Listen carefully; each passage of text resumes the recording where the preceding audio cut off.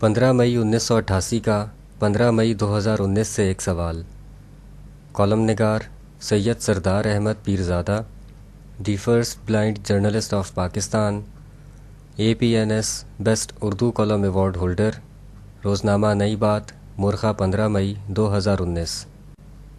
یہ ٹھیک 31 برس پہلے 15 مئی 1988 کا دن تھا جب سوویت یونین کے جدید آرمرڈ پرسنل کیریئرز BTR-80 نے دریائے آمو پر ہیراتن پل کراس کر کے واپس ماسکو کی راہ لی۔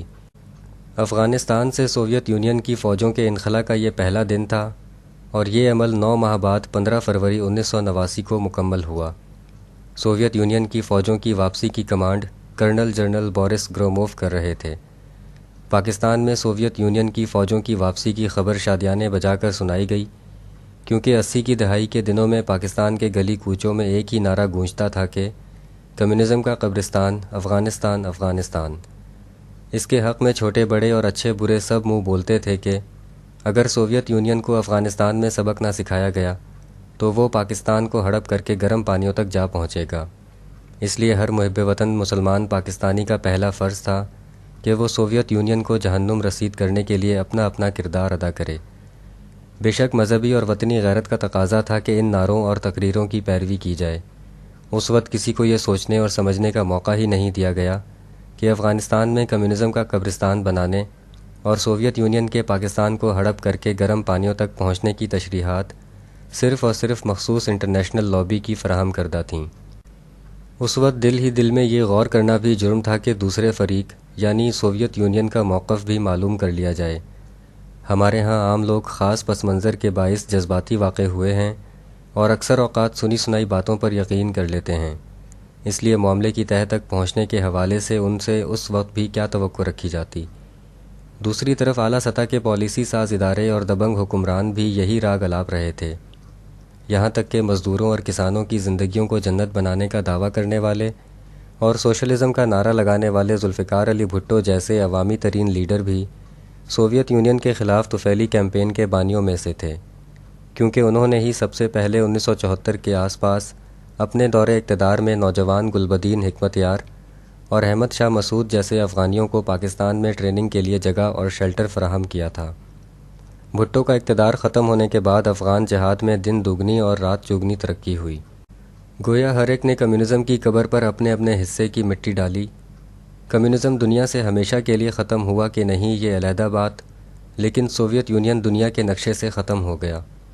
وہ سوویت یونین جو دنیا کی 2 سپر پاورز میں سے ایک تھا، اس کے ختم ہونے سے صرف ایک سپر پاور رہ گئی۔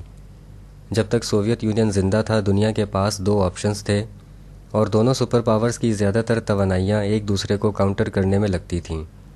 دونوں سپر پاورز اپنا پلہ بھاری کرنے کے لیے چھوٹے اور خاص طور پر اسلامی ملکوں کو اپنے ساتھ ملانے کے لیے کچھ نہ کچھ لالچ دیتے رہتے تھے۔